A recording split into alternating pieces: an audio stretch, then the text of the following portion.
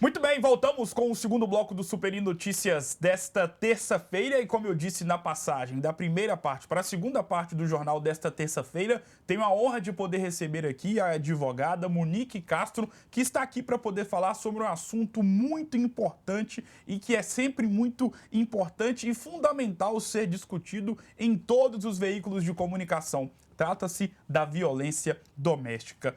Primeiramente, Monique, muito boa tarde e obrigado por ter aceitado o convite. Boa tarde, Gustavo. Boa tarde, pessoal de casa. Eu que te agradeço pela confiança, viu, pelo convite. Sim. E queria te parabenizar por Obrigado. abrir o local de fala no seu programa, como Sim. homem, como apresentador, de um assunto tão sensível e tão importante de ser debatido, que é a violência doméstica e familiar contra a mulher. Com certeza, né? E eu acho que essa entrevista ela tem um cunho ainda mais especial por se tratar de um assunto muito importante, onde eu vou tratar com uma advogada, ou seja, uma mulher. Então, é sempre muito importante, como você mesmo disse, né? Dar esse lugar de fala sobre um tema muito específico e que sempre tem que ser debatido. Monique, para a gente poder começar o nosso bate-papo e tocar nesse ponto que você tocou, né, em relação à questão do lugar de fala, né, e é sempre muito importante trazer esse assunto à tona para o debate com uma pessoa que tem propriedade no assunto, não só por ser uma advogada, mas principalmente por você ser mulher. Para a gente poder começar nosso bate-papo, queria saber de você o que é de fato a Lei Maria da Penha, porque sei que é uma lei recente, podemos colocar assim, de 2006, mas existem ainda várias dúvidas relacionadas a essa lei. Queria que você discorresse para a gente o que de fato é e o que consiste a Lei Maria da Penha. Gustavo, a Lei Maria da Penha é a Lei 11.340 de 2006 e ela traz mecanismos de proteção à mulher vítima de violência doméstica e familiar. Ela tem um conteúdo multidisciplinar, porque ela tem aspectos penais, mas também traz aspectos cíveis. Ela define quais são as formas de violência praticadas contra a mulher. Ela define a competência da atuação dos juizados de violência doméstica, que são os órgãos incumbidos de realizar o julgamento das causas de violência doméstica. Ela traz as medidas que a autoridade policial deve tomar quando ele recebe uma ocorrência de violência doméstica e também a autoridade judicial. Claro.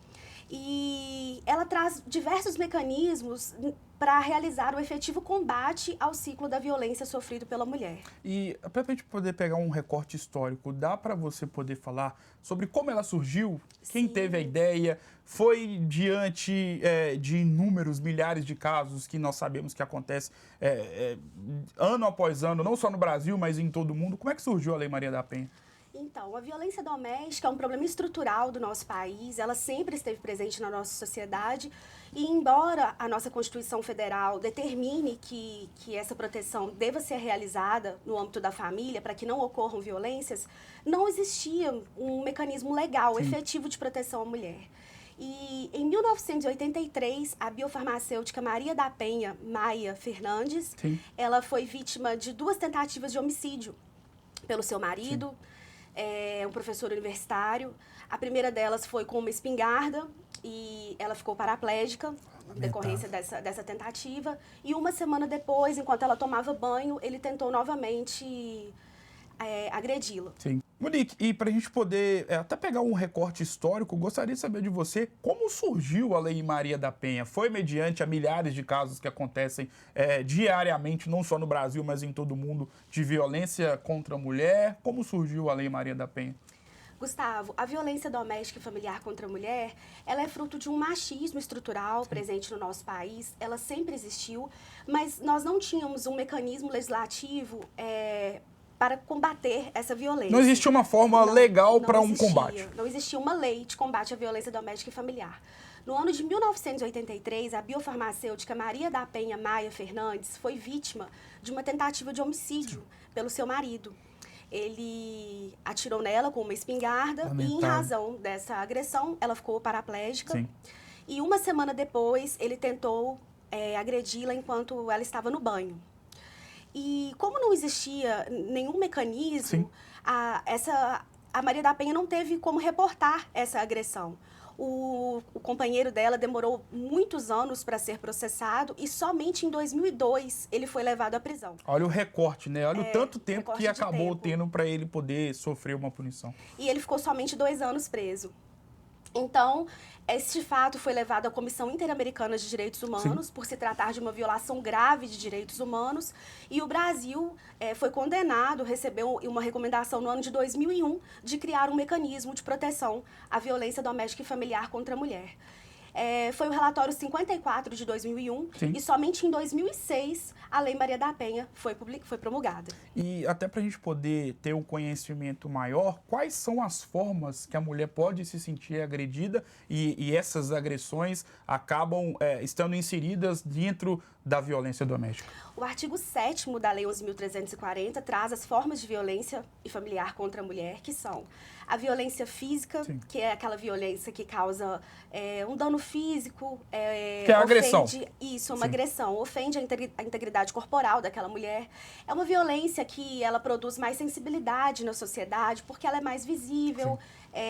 Ela sai na televisão, ela deixa marcas aparentes. Sim. Mas não é a violência mais grave, não é o único tipo de violência, porque nós também temos a violência psicológica, que ela reduz a autoestima da mulher.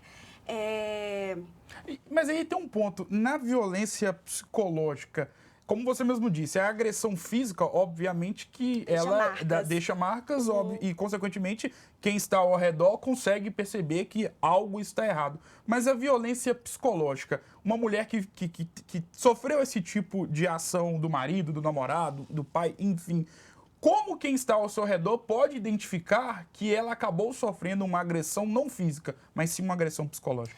A violência psicológica, ela é muito presente naquela tensão do relacionamento abusivo, Sim. aquele ciclo de violência em que há a tensão, a agressão, o pedido de desculpas, e aí o casal volta para a lua de mel, a mulher acha que não vai acontecer, e eles ficam ali vivendo nesse ciclo, Gustavo. É comprovado que tem mulheres que demoram de 10 a 15 anos para sair desse relacionamento. E ela fica presa naquela situação. É comprovado também que o número de denúncias de violência psicológica é muito menor, porque a mulher se sente intimidada, ela tem medo de denunciar o agressor. E às vezes na esperança de que tudo vai ficar bem, de que vai melhorar. Sim. E os danos são psicológicos mesmo. Ofende a autoestima daquela mulher, ofende a sua autodeterminação como ser humano mesmo. Sim. Então, de fato, e nesses casos, né, quem está mais próximo, seja um familiar ou até mesmo um amigo ou uma amiga, acaba sendo um fator importante para poder detectar esse tipo de ação que a mulher tem sofrido do marido, do namorado ou do pai, né? Que a agressão psicológica, como você mesmo disse, né, é algo que, diferentemente da agressão física, obviamente, dá para você poder ver porque ela acaba deixando marcas. Mas a agressão psicológica, né, é no trato, é no jeito no qual a mulher se comporta que dá para poder perceber que ela tem sofrido uma agressão um pouco mais forte, psicologicamente falando. E isso, claro, é de extrema importância ser ressaltado. Pode falar? Sim, os familiares, os amigos mais próximos percebem que o comportamento daquela mulher mudou. Geralmente, um mecanismo do agressor, ele afasta a mulher da sua rede de apoio, que são os amigos, a família, exatamente para que ela seja uma presa fácil. Sim. E ela não tenha nenhuma forma de defesa. E ele consiga controlar todas as ações daquela mulher. Sim. Agora, até um exercício que a gente pode utilizar como exemplo. A mulher que está em casa, está acompanhando, a mulher sofreu uma violência doméstica, seja uma violência, ou tem sofrido uma violência doméstica, seja física ou psicológica. O que ela deve fazer aqui em Valadares? O que ela pode fazer para poder conseguir encontrar um mecanismo para poder conter esse tipo de ação? É muito importante que as mulheres saibam que a violência não é só aquela que deixa marcas, não é só a que ofende a integridade física, é um somatório de ações, de pequenas violências, podemos dizer, e que essa mulher não se cale, que ela busque ajuda, procure uma delegacia da mulher, realize o boletim de ocorrência, peça medidas protetivas, para evitar que um crime maior, que uma tensão maior possa causar uma situação que não tenha mais como ser remediada. Até é importante falar isso, né? Porque constantemente a gente percebe nos meios de comunicação, nos veículos de comunicação, pela internet também, a famosa história, né? Aí eu até queria saber de você. Ela já procurou a polícia, já fez vários boletins de ocorrência, mas nada adiantou. Aqui em Governador Valadares, quem que ela pode recorrer caso uma pessoa, e a gente torce para que não, mas nós sabemos que essa é uma realidade latente, não só em Valadares, mas em todo o Brasil, quiçá o mundo. Aqui em Valadares, a quem ela pode recorrer na hora? Governador Valadares tem delegacia especializada de atendimento à mulher vítima de violência e o delegado de polícia, ele toma medidas imediatas quando ele recebe essa ocorrência. Ele vai encaminhar o pedido de medidas protetivas de urgência da vítima para o judiciário. Ele vai conduzir essa vítima para que ela realize os exames, o exame de corpo de delito que seja necessário e acompanhá-la, se necessário, para retirar pertences do lar, para que ela não chegue mais, não tenha mais contato com o agressor. Sim. E ajudar também seus familiares. Claro. Na Até condução. porque, nesse ponto que você está tocando aí, ele é importante o apoio da família, né? Você tocou a ponta aí, familiares. Sim. E A uma rede mulher de que apoio. sofre... eu até estava tentando procurar aqui o termo correto. A rede de apoio, neste momento, é de suma importância, né? O delegado de polícia também vai informar se esse agressor tem um registro de posse ou porte de armas. E aí, encaminhando esse pedido para o judiciário também vai determinar diversas medidas Sim. para Poder apoio, para realizar o apoio dessa mulher. O apoio e, consequentemente, tentar ao máximo fazer com que o agressor seja punido. Pode completar? Então, e aí o juiz pode determinar, é uma medida assim extrema, os requisitos têm que estar presentes, mas ele pode determinar a retirada do lar deste agressor. Ele pode proibir o contato do agressor com a vítima, que é uma medida que, se for bem monitorada, Gustavo, surge muitos efeitos. Sim. Ele fica impedido de mandar mensagens, e-mail, ligar, ter contato por qualquer tipo de veículo com essa mulher, e se ele descumprir, ele pode responder pelo crime de descumprimento de medidas protetivas de urgência e pode ensejar também a sua prisão preventiva. Monique, desde já agradeço mais uma vez por ter aceitado o convite para a gente poder fechar o nosso bate-papo. Queria tocar num ponto que, claro, envolve a questão da violência doméstica, mas principalmente num contexto no qual nós estamos inseridos, não só aqui no Brasil, mas também em todo mundo, que é o contexto da pandemia e que, consequentemente, infelizmente, houve aí um agravamento de casos de violência doméstica. A que se deve a isso? Gustavo, infelizmente, nós temos uma pandemia invisível, Sim. que é a violência doméstica, dentro de outra pandemia. Que já vem antes dessa pandemia da Covid. Sim.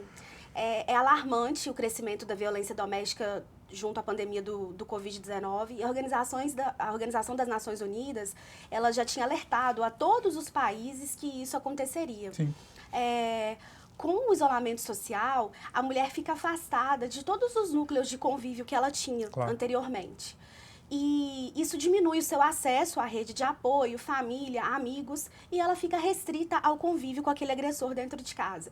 E, infelizmente, para a mulher que sofre violência doméstica, o lar não é sinônimo, a casa não é sinônimo de lar, não é sinônimo de amor, é sinônimo de medo, é um espaço de medo. E existem fatores de risco que agravaram o aumento dessa violência durante a pandemia, que são o desemprego, a sobrecarga das tarefas domésticas que recaem todas sobre a mulher, em sua maioria, o estresse ali da convivência, o abuso do consumo de álcool e drogas. São todos fatores de risco que potencializam essa violência. E, assim, é muito importante a gente ressaltar que a pandemia, o desemprego, ela não transforma nenhum homem em agressor. Este perfil agressor já estava presente nele e esse convívio este conflito já era latente entre o casal. E a pandemia veio só para poder potencializar, como você mesmo disse.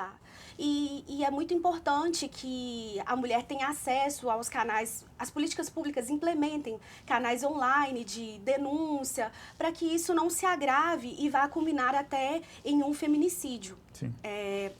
Que aí é a ação mais extrema, né? Porque acaba tirando uma vida. A ponta do iceberg, é um crime anunciado, o feminicídio, porque ele é soma de... Não acontece do nada, né? Não, ele não é um ato de loucura, como a gente pensa. Ele é a soma de uma escalada de agressões que começam pequenas, aparentemente pequenas, e vão chegar a uma agressão maior, que é o feminicídio. E uma coisa assim que a gente precisa pontuar é que nenhuma vítima, nenhuma mulher gosta de apanhar, né? É impossível isso acontecer. Infelizmente, as mulheres, elas de repente não têm a força necessária. O amparo psicológico, muitas vezes financeiro, ela depende financeiramente daquele marido, daquele agressor, ela não consegue sair daquela situação. Então, a gente tem que quebrar esse mito de que a mulher goste de sofrer violência, e isso não existe. Monique, foi uma honra inenarrável estar aqui com você, um assunto muito agradeço. importante, muito pertinente, principalmente nos dias de hoje. Como você mesmo disse, né, existe a pandemia da violência doméstica, Sim. que infelizmente ela surgiu muito antes da questão da pandemia de Covid-19, que também é uma pandemia, podemos colocar assim, que assola todo mundo, né? Sabemos que não é só o Brasil, não são só as mulheres brasileiras que acabam sofrendo a violência doméstica. Foi uma honra ter você aqui. As portas estão abertas para você poder voltar mais vezes, para poder falar de outros assuntos relacionados à área do direito. Eu que agradeço, queria deixar uma mensagem para todas as mulheres que estão assistindo, que são vítimas dessa violência. O silêncio mata, então busquem ajuda o mais rápido possível. Você não está sozinha, pode ter certeza disso. Obrigado mais uma vez, Eu que Monique. agradeço. Obrigada, gente. Aproveitar que a Monique está de preto e branco, vamos falar do Galo para a gente poder encerrar o bate-papo, para a gente poder encerrar a edição do Super não. É atleticana? Não, sou cruzeirense. Então, perdão pela brincadeira. Mas eu estou de azul para poder representar a Monique, né? O Atlético que entra em campo logo mais às 21h30. Galo que recebe a equipe do Deportivo Laguaira da Venezuela. Lembrando que o Atlético, neste momento, é o melhor primeiro colocado da fase de grupos. Tem, claro, essa última rodada para poder confirmar essa posição. E o que isso dará ao Atlético nas fases finais da Copa Libertadores da América? A vantagem de poder jogar todos os segundos jogos em casa. Como eu disse, repito, essa questão é muito subjetiva. Tem muitos treinadores, jogadores, dirigentes que preferem decidir fora de casa, ou seja, preferem fazer o primeiro jogo em casa. Como eu disse, é algo subjetivo, mas o Atlético trabalha essa hipótese como algo positivo. Vamos aguardar, né? A escalação não deve fugir muito do habitual, do que tem sido a equipe do Atlético nos últimos jogos. O Atlético que vem embalado, o atual campeão mineiro, bicampeão mineiro, após empatar com a equipe do América no último final de semana. O Atlético que está muito tranquilo, obrigado na Copa Libertadores da América, vai enfrentar o pior time do grupo, que o Atlético acabou empatando na primeira rodada há mais de um mês, mas o cenário é totalmente diferente do que o Atlético encarava e se encontrava há mais de um mês, e agora o Galo que vive uma sequência um pouco melhor e está numa situação um pouco mais tranquila. Eu vou ficando por aqui, volto amanhã com mais notícias, com mais informações e também, claro, no Bloco Esportivo, repercutindo tudo sobre a partida de logo mais entre Atlético e Deportivo Laguaira. O Super Notícias vai ficando por aqui. Um grande abraço e até amanhã.